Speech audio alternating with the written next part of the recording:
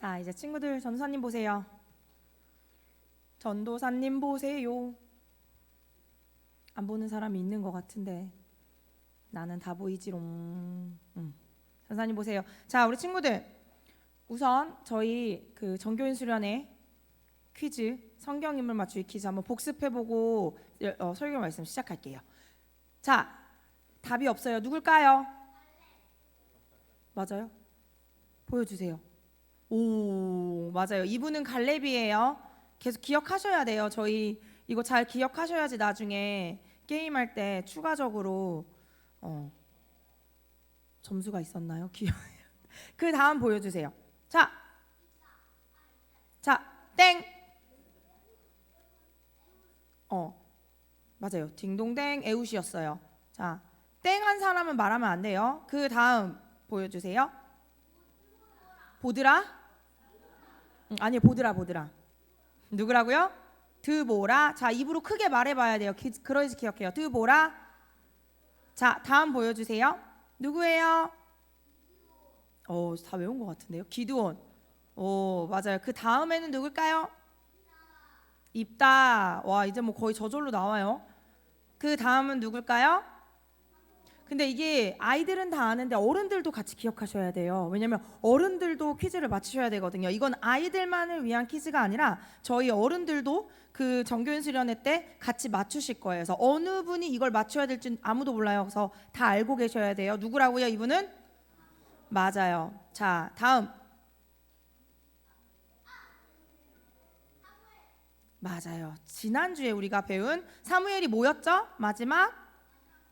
맞아요. 마지막 사사 사무엘이었어요. 자, 우리 친구들 지금 계속 전사님이 그 사사에 대한 이야기를 했어요. 사사는 어떤 사람이었죠, 우리 친구들? 사사는 뭐 하는 사람이었죠? 사사는 뭐 하는 사람이었죠?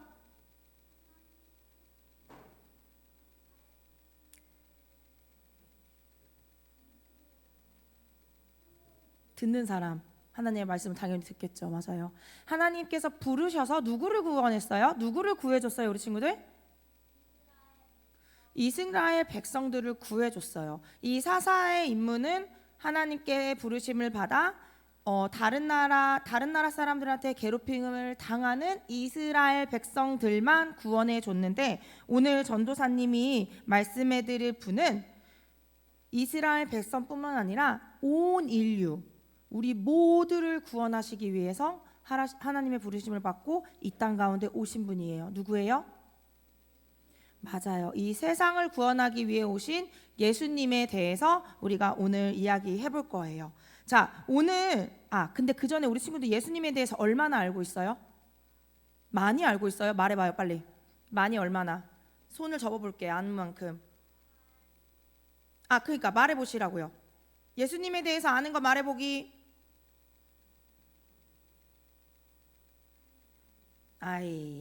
컨닝하지 말아요. 네 마음에 있는 거 하세요. 괜찮아요. 예수님만 아는 게 어디예요. 그래도 괜찮아요. 전사님이 그래서 예수님에 대해서 어떻게 알아야 하는지 또 오늘 전사님을 얘기해 줄 거니까, 맞아요. 많이 몰라도 괜찮아요. 이제 배워가면 되니까. 자, 오늘 말씀은요, 예수님께서 제자들을 가르치시고 마지막 저녁을 먹은 후에 나온 말씀이에요. 마지막 저녁을 왜 마지막 저녁이라고 했을까, 우리 친구들? 그냥 무조건 손 들지 말아요. 생각을 하고 손을 드는 게 좋아요. 맞아요.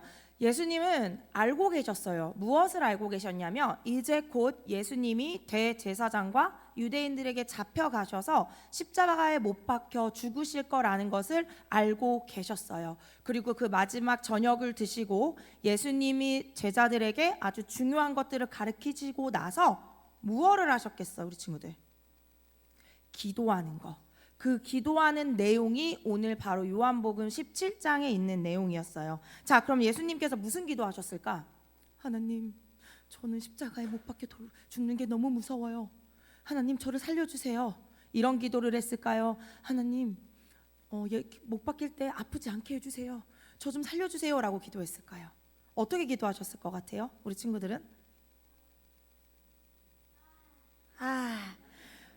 고난이 괜찮아요. 오늘 알려줄 거예요.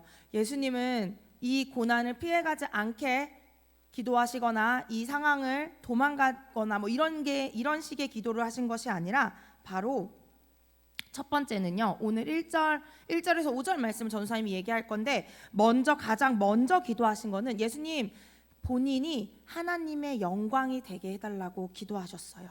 우리 친구들 영광이 된다는 것은 무엇이냐면 예수님을 통해서 우리 하나님이 위대하신 거, 우리 하나님은 모든 것을 하실 수 있는 거, 하나님이 정말 우리 친구들의 말대로 이 세상의 이 세상에 위대하신 분이라는 것을 예수님을 통해서 이 땅 가운데 살고 있는 많은 사람들이 알게 해주세요. 본인을 통해서, 예수님을 통해서 예수님이 얼마나 위대하시고 대단한 분이신 것을 알게 해주세요라고 자신을 위해 기도했어요.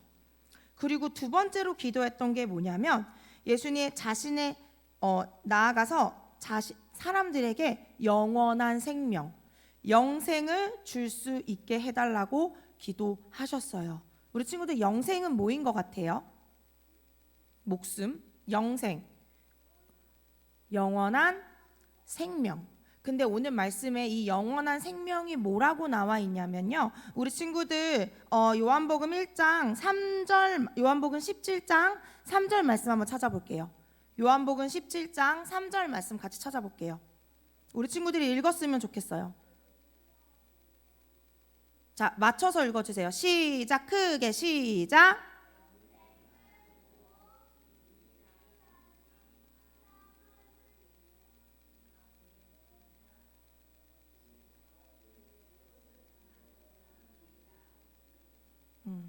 맞아요. 뭐냐면 영생은 곧 유일하신 참 하나님과 그가 보내신 자 예수 그리스도를 아는 것.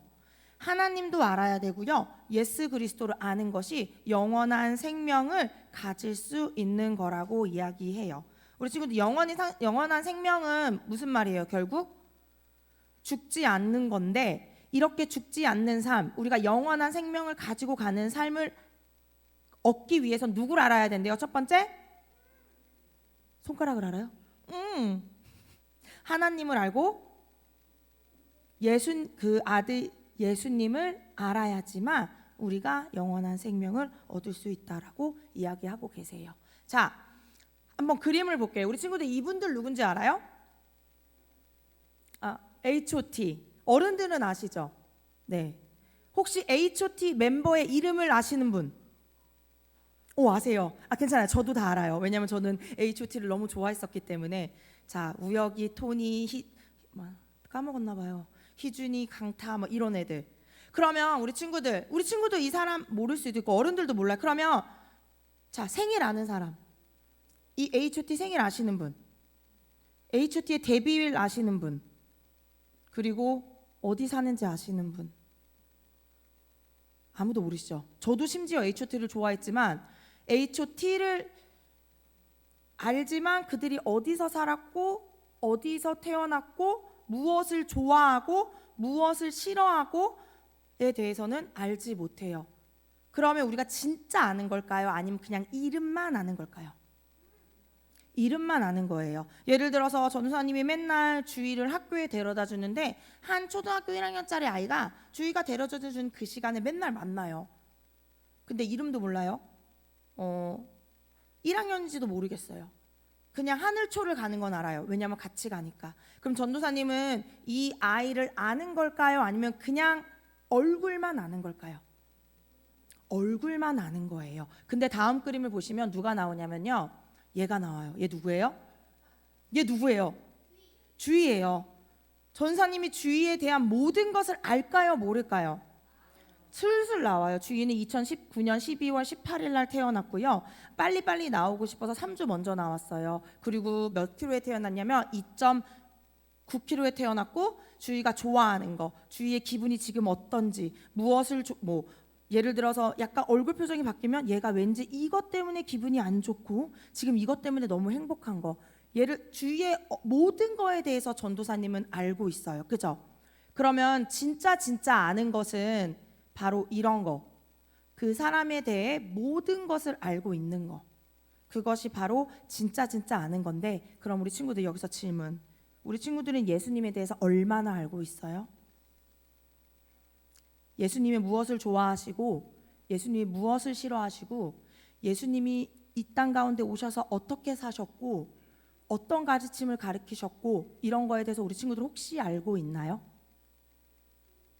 생일은 알고 있어요? 알아야죠. 언제예요, 예수님 생일? 맞아, 크리스마스. 근데 예수님이 우리 친구들 십자가에 돌아가신 거는 너무나도 잘 알아요. 왜냐? 매일매일 이야기하고 크리스마스 때 특히 크리스마스 때 맞고 이런 고난 주간에 우리가 알고 있죠. 예수님이 우리를 사랑하셔서 십자가에 못 박혀 죽으셨대요. 그 피 흘리심으로 인해 우리의 죄가 깨끗해졌고 3일 만에 다시 살아나셔서 우리가 영생을 얻을 수 있대요 라는 건 알고 있어요. 근데 그 이상 예수님이 무엇을 좋아하시고 싫어하시는 거 우리 친구들 알고 있나요? 그런 표면적인 것 말고 진짜 예수님이 좋아하는 거. 맞아요. 그런 것들 우리를 좋아하시죠. 맞아요. 근데 우리 친구들 매일의 삶에서 이걸 생각하고 살아가고 있나요? 교회에 와서는 당연히 이야기할 거예요. 예수님은 기도하는 거 좋아하세요. 거짓말을 싫어하세요. 근데 교회에서 말고 우리 친구들이 평소에 학교에서 생활할 때 내가 친구들을 괴롭혔을 때 이거 예수님이 좋아하실까? 싫어하실까? 라는 생각을 하면서 살아본 적은 있을까요? 전도사님은 우리 친구들이 예수님이 십자가에 못 박혀 돌아가시고 우리 죄를 구원하셨다는 건 다 아는 걸 믿어요. 알고 있다는 것도 알고. 하지만 더 나아가서 우리의 삶에서 예수님을 알기를 원하고 예수님이 이러한 상황 가운데 우리에게 어떤 마음을 주시지를 원하는지를 알았으면 좋겠어요. 그거를 알 때 이 말씀 가운데 있는 하나님을 더 잘 알 수 있고요. 그럴 때 우리는 영원한 생명을 이 땅 가운데서도 누리며 살 수 있는 것을 전사님 우리 친구들이 깨달았으면 좋겠어요. 그것이 아마 예수님과 하나님께서 우리를 향한 우리가 알기 원하시는 마음이지 않을까 싶어요. 그래서 전도사님은 우리 친구들이 예수님이 좋아하시고 싫어하시는 것을 교회에서뿐만 아니라 매 삶에서 잘 알고 분별하면서 예수님의 말씀대로 실천하고 살아가는 우리 친구들이 되었으면 좋겠어요. 그래서 하나님과 더 가까워지고 예수님과 동행하는 우리 친구들의 삶이 되었으면 좋겠어요. 그렇게 할 수 있는 친구들은 아멘.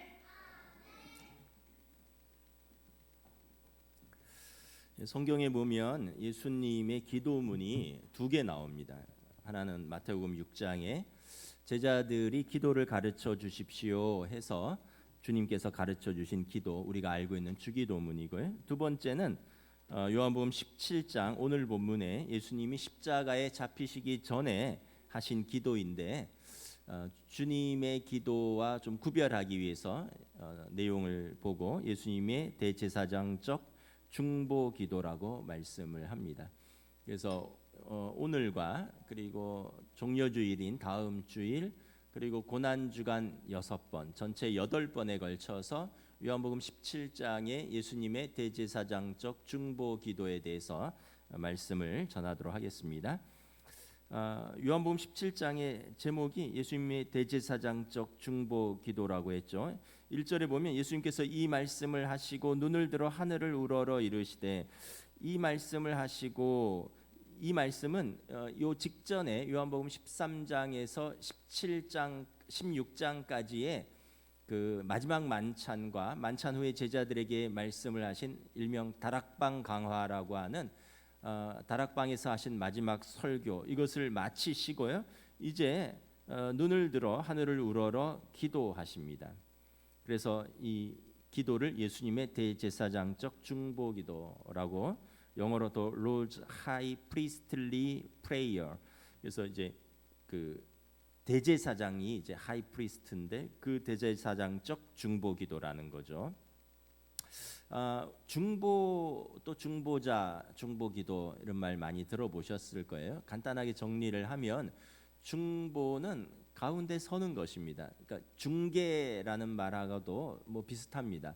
그래서 어떤 우리가 뭐 아파트를 거래할 때 중개인이 있잖아요. 매입자와 매도자 사이에 중개인이 있듯이 신학적으로 중보는 하나님과 사람 사이에 서는 것을 중보라고 합니다. 이 일을 하시는 분을 중보자라고 하는데 구약에서는 대제사장이 유일합니다. 하나님과 백성 사이에 서서 중보할 수 있는 사람은 대제사장입니다. 대제사장이 욤 키푸르라고 하는 대속죄일에 딱 한 번 지성소에 들어가서 자신과 자기 백성을 위하여 하나님 앞에 죄를 고백하고 그 죄의 용서를 구하는 중보의 역할을 합니다. 이것이 대제사장의 중보 사역입니다. 구약의 모든 사역은 메시아이신 예수님의 그림자입니다. 그래서 대제사장의 그 사역과 기도는 신약의 예수님 참 대제사장이신 예수님의 그림자요 모형입니다. 예수님께서 지상에서의 모든 사역은 하나님과 우리 사이에 서서 하신 사역이기 때문에 중보 사역이시고요. 특별히 예수님께서 십자가에서 우리의 죄를 짊어지고 십자가에서 보혈을 흘리신 것은 중보 사역의 절정입니다. 그래서 예수님의 속량으로 우리가 하나님과 우리가 화해되었다. 그 가운데 서신 그분의 화해로 그 중재로 우리가 하나님과 화해되었고 하나님께서 우리 죄를 용서하신 것입니다. 오늘 보면 요한복음 17장은 예수님의 이러한 모든 중보 사역 가운데서도 마지막 특별히 십자가를 지시기 전에 하나님 앞에서 중보의 기도를 하는 것입니다. 이 요한복음 17장의 예수님의 중보 기도는 이렇게 세 가지 내용으로 나뉘어져 있어요. 먼저는 자신을 위한 기도입니다. 다음 장입니다. 예수님 자신을 위한 중보의 기도입니다. 그리고 두 번째는 제자들을 위한 기도입니다. 6절부터 19절 그리고 20절부터 26절은 앞으로 이 예수님을 믿고 하나님의 자녀가 될 신자들 교회를 위한 중보의 기도입니다. 그래서 이 요한복음 17장을 잘 읽어보면 기도가 어떤 것인가를 우리가 알 수 있어요. 우리 앞장에 보면 예수님의 중보기도에 대해서 종교개혁자 마틴 루터는 이렇게 이야기를 했습니다. 그 울리는 소리는 단순하나 그 깊이와 넓이에 풍성한 것은 이를 측량할 수 없다. 한 장의 내용이지만 그 깊이와 넓이와 그 풍성한 내용은 측량할 수 없다. 우리 종교개혁자 장 깔뱅은 이 기도는 예수님의 설교에 권위를 주는 인장이다. 예수님의 설교에 그리고 예수님의 기도가 더해져서 예수님이 중보자라는 것을 도장 찍는 그런 기도다라고 말씀을 하셨습니다. 그래서 오늘은 1절부터 5절에 예수님의 중보 기도의 전체 중에서 자신을 위한 기도를 한번 살펴보도록 하겠습니다. 우리가 기도를 어렵게 생각하고 또 기도 어떻게 해야 되는지 잘 모르겠다라고 말씀하시는 분도 있고요. 또 자기를 위해서 기도하는 것은 또 어떻게 하셨을까? 예수님의 기도를 보면서 우리도 배울 수 있기를 원하는데요. 먼저 기도를 통해서 예수님과 하나님과의 관계를 알 수 있습니다. 1절부터 5절에 보면 예수님은 하나님을 향하여 4번이나 아버지라고 부르고 또 자신을 3번이나 아들이라고 칭했습니다. 그래서 예수님은 기도할 때 하나님을 아버지로 자신은 아들로서의 친밀한 관계로 나아가는 것입니다. 유대인들은 하나님을 감히 아버지라고 부를 생각을 못했어요. 어떻게 거룩하신 하나님을 죄인인 인간이 감히 아버지라고 부를 수 있겠느냐. 그런데 예수님이 처음으로 하나님을 아버지라고 부르셨고요. 그리고 예수 믿는 자들 우리에게도 하나님을 아버지라고 불러라 이렇게 우리에게 알려주셨습니다. 아빠 아버지라고 부를 수 있다. 이 아빠가 아람어로 우리로 말하면 아빠 아버지입니다. 굉장히 유사하죠. 아바가 아버지라는 뜻이에요. 아빠라는 뜻이에요. 예수님이 제자들에게 너희를 하나님을 아빠 아버지라고 불러라 이렇게 말씀을 하셨습니다. 여러분 기도할 때 어떻게 시작합니까? 기도 좀 부담스럽고 어렵다고 느끼실 수도 있고요. 또 기도를 잘해야지 또 어디서 뭐 이렇게 신방이라든가 아니면 또 어떤 모임에서 기도를 부탁받으려면 잘해야지 이런 부담을 가지잖아요. 그런데 여러분 그냥 단순하게 하나님 아버지라고 시작을 하시면 됩니다. 부르고 시작을 하는 거예요. 내 아버지 하나님 내 아버지. 예수님 그렇게 시작을 하셨습니다. 로마서 8장 15절에 너희는 다시 무서워하는 종의 영을 받지 아니하고 양자의 영을 받았으므로 우리가 아빠 아버지라고 부르짖느니라. 그래서 우리는 하나님을 무서워하는 종이 아니에요.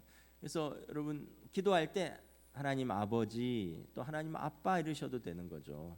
이게 기도의 시작입니다. 지금 예수님은 십자가를 앞두고 있습니다. 1절에 보면 때가 이르렀사오니 이때는 십자가를 질 때이죠. 요한복음 16장 32절에 보면 이때는 모두 흩어지고 예수님만 혼자 십자가에 남겨지는 때입니다. 이때 예수님은 하나님 아버지께 나아갑니다. 요한복음 6장 32절에 내가 혼자 있는 것이 아니라 아버지께서 나와 함께 계시느니라. 다 흩어지고 혼자 있는 것 같지만 예수님은 기도 중에 아버지께서 나와 함께 하시다는 것을 확신합니다.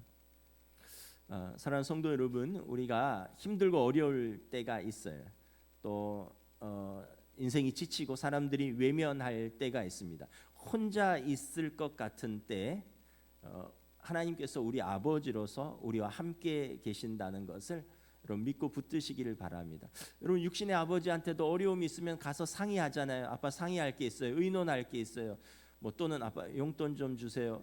이게 자녀의 권세입니다. 어렵고 힘들고 상의할 것이 있고 의논할 것이 있고 도움을 필요할 때 우리가 하나님 아버지에게 나아가서 요청하는 것입니다.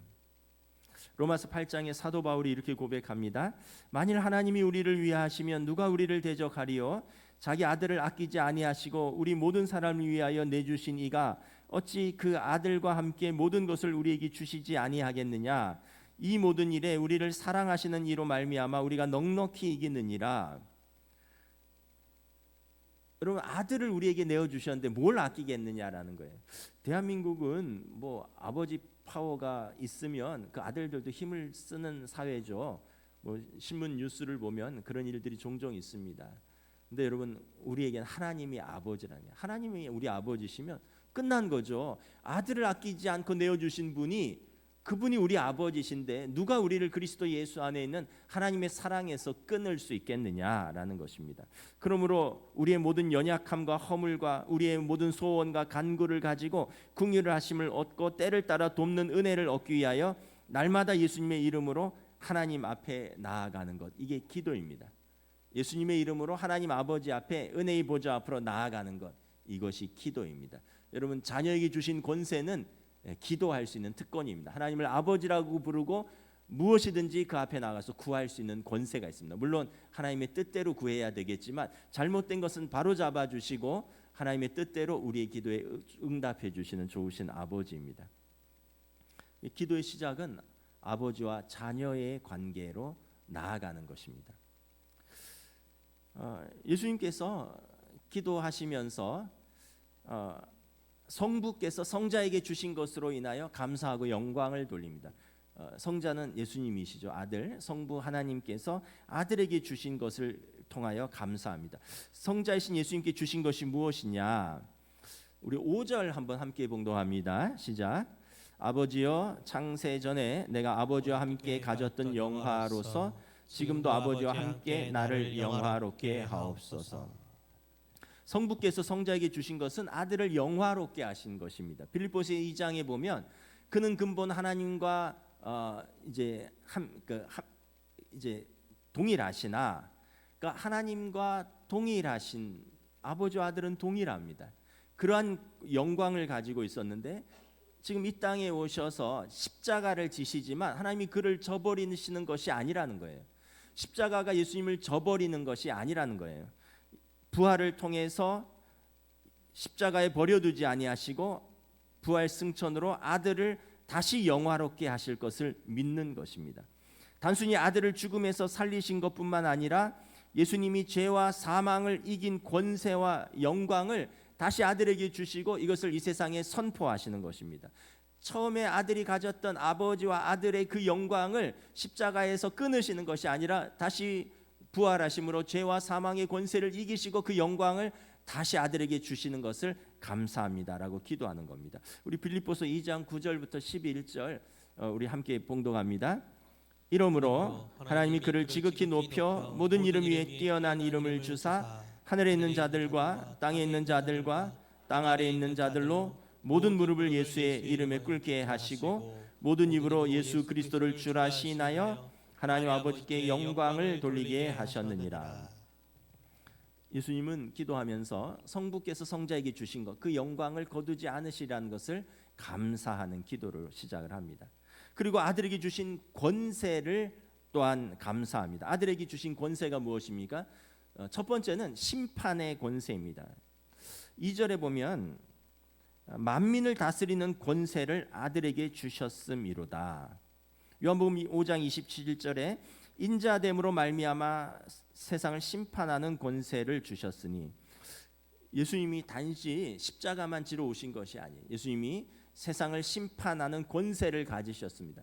예수님이 재림하시면 의로우신 재판장으로 이 세상을 의와 불의에 대해서 반드시 심판하실 것입니다. 그러므로 이 권세를 가지신 예수님을 우리가 믿는 것입니다.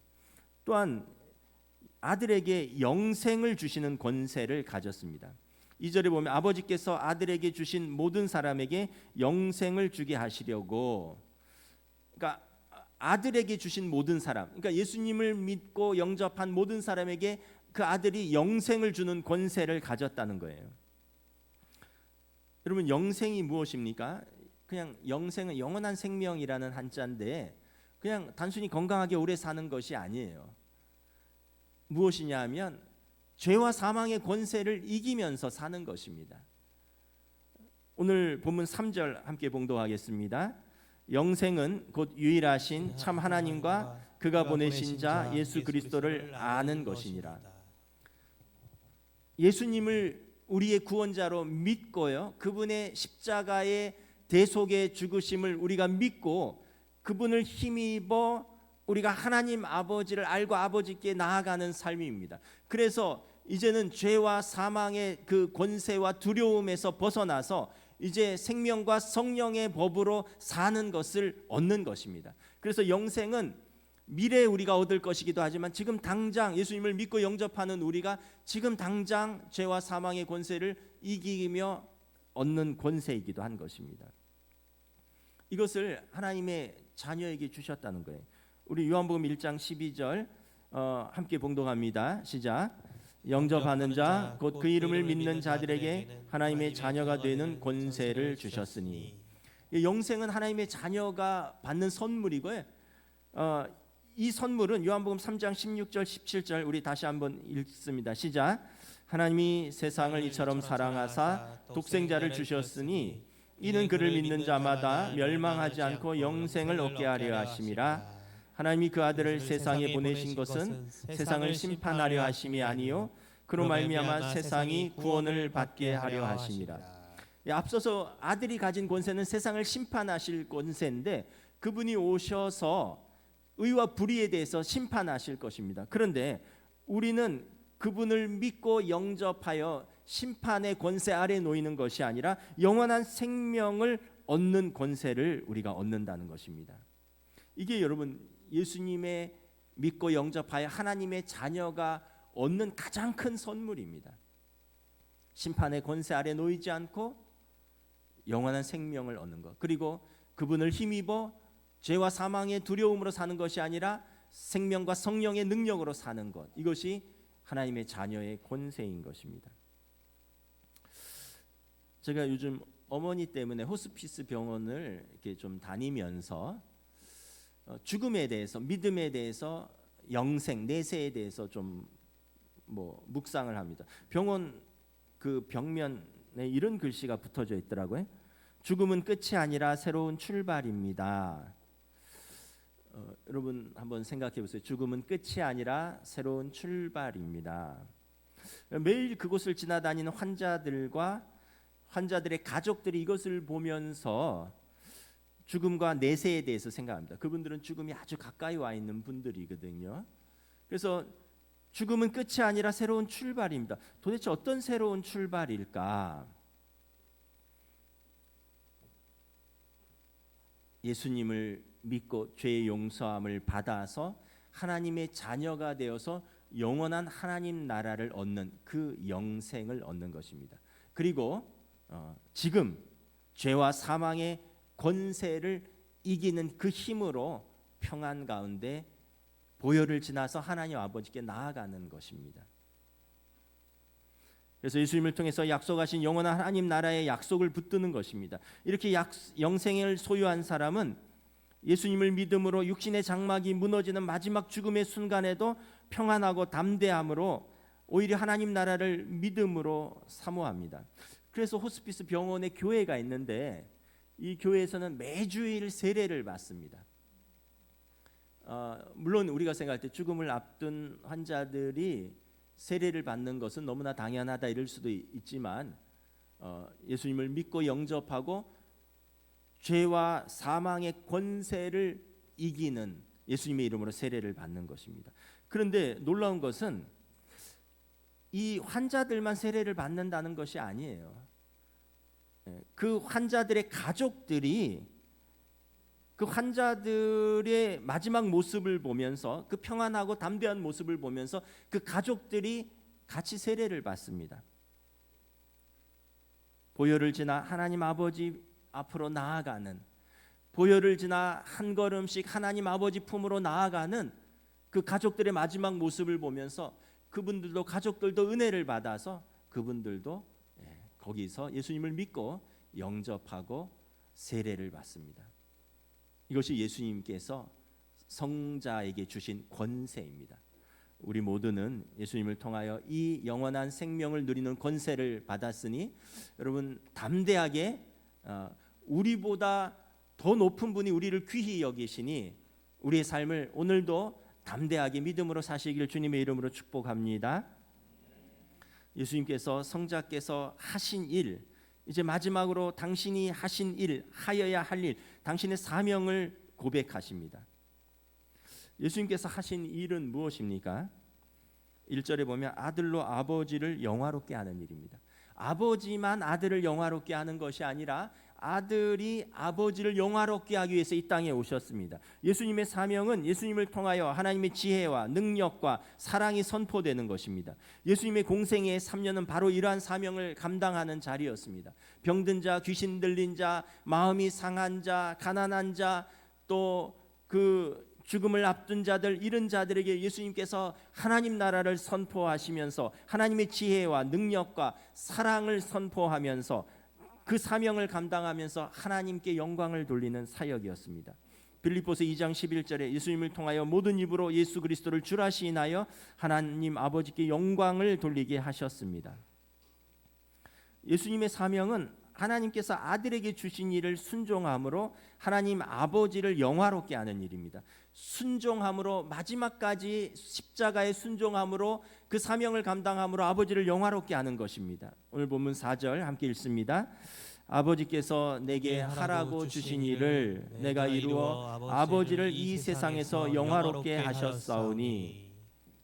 예수님의 그 당신 자신을 위한 기도가 우리 전사님이 말했던 것처럼 십자가에서 안 아프게 해주세요, 십자가에서 살려주세요가 아니라 십자가에 죽기까지 순종함으로 하나님의 뜻을 이루고 자기 백성을 구원하시려는 하나님의 뜻을 이루고 이를 통해서 모든 믿는 자를 구원하신 하나님 아버지께 영광을 돌리기를 원한다는 것입니다. 그래서 빌립보서 2장 6절부터 8절을 우리 같이 한번 봉독하겠습니다. 그는 근본 하나님의 본체시나 하나님과 동등됨을 취할 것으로 여기지 아니하시고 오히려 자기를 비워 종의 형체를 가지사 사람들과 같이 되셨고 사람의 모양으로 나타나사 자기를 낮추시고 죽기까지 복종하셨으니 곧 십자가에 죽으심이라. 예수님은 사나 죽으나 하나님께서 주신 사명을 위해서 사셨고 마지막 순간에도 이 사명을 내가 감당하면서 하나님께 영광을 돌리길 수 있도록 기도하시는 것입니다. 사명에 대해서 두 부류의 사람이 있습니다. 힘들면 사명을 저버리는 사람이 있습니다.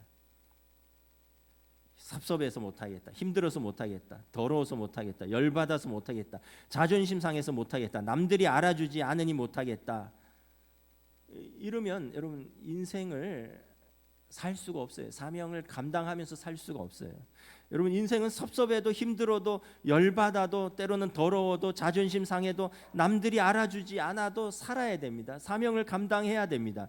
그럼에도 불구하고 사명을 붙들고 살 때 그때 우리의 가정에서 사명을 감당할 수 있고, 그때 우리의 일터에서 사명을 감당할 수 있고, 그때 교회에서 또 우리가 성도로서 직분을 감당할 수 있고, 무엇보다 내 인생에서 하나님 앞에서 내가 감당해야 할 사명이 있는 것입니다. 사명을 저버리면 감당하지 못할 이유가 100가지나 넘습니다. 근데 사명을 붙들면 감당할 이유는 딱 하나밖에 없습니다. 이 사명을 감당함으로 하나님 아버지 앞에서 내 정체성과 나를 통하여 하나님 앞에 영광 돌리는 것입니다. 이 한 가지 가장 큰 이유가 나머지 감당하지 말아야 될 100가지 이유보다 더 크고 상쇄하고도 남은 힘이 있는 것입니다. 우리는 이 세상에서 주어진 사명을 감당함으로 하나님께 영광을 돌리기 위해서 이 땅에 보냄받은 자들입니다. 각자의 직업을 가지고 세상을 섬기고 하나님께 영광 돌립니다. 내 가정을 믿음의 가정으로 세워서 하나님께 영광 돌립니다. 우리 자녀들을 믿음의 자녀로 양육하여서 장차 하나님의 일꾼으로 세워서 하나님께 영광 돌립니다. 우리가 받은 시간과 재물과 은사로 세상과 사람들을 섬겨서 이 세상을 아름답게 가꾸고 하나님께 영광을 돌리는 사명을 받았습니다. 예수님께서 십자가를 사명이자 영광으로 받았듯이 우리에게도 십자가는 피하고 싶은 것이지만 동시에 사명이자 영광인 것입니다. 하나님은 이 세상이라는 작업장에서 이 대패와 끌로 우리라는 거칠고 다듬어지지 않은 생목을 다듬으셔서 하나님의 일꾼으로 삼으십니다. 그 성경에 보면 지성소 성소를 만드는 언약궤를 조각목으로 만드는데, 조각목은 그 아카시아 같은 나무입니다. 아카시아 나무는 여러분 제멋대로 자라는 나무인데 단단해요. 쭉 자라는 게 아니에요. 이렇게 자라다 이렇게 꺾이고, 그런데 굉장히 단단합니다. 이제 이 조각목, 그 고대 근동의 조각목, 아카시아 나무, 이런 거칠고 비틀린 생목 같은 이것을 깎고 다듬어서 하나님의 언약궤를 담는 성궤로 만든 것입니다. 저나 여러분이나 우리의 거칠고 비틀린 그 성품과 생각과 이런 자기 고집 가운데 예수님께서 십자가로 우리의 삶을 대패와 끌로 깎고 다듬어서 우리 마음대로 사는 것이 아니라 하나님께 영광 돌리는 삶으로 우리를 다듬으시는 것입니다. 저나 여러분이나 뭐 착한 부분도 있지만 또 못된 부분도 많잖아요. 순종도 하지만 불순종하는 부분도 많잖아요. 근데 십자가를 통해서 우리가 이렇게 다듬어지는 것이죠. 그러면서 사명으로 한 걸음씩 나아가는 것입니다. 여러분의 전공이 무엇입니까? 여러분의 직업이 무엇입니까? 여러분 남자입니까? 여자입니까? 가난합니까? 부합니까? 모든 것이 상관이 없습니다. 내게 주어진 작은 것으로 내 사명을 감당하면 하나님의 기쁨이 되고요, 세상을 아름답게 하고요, 하나님께 영광이 되는 삶인 것입니다.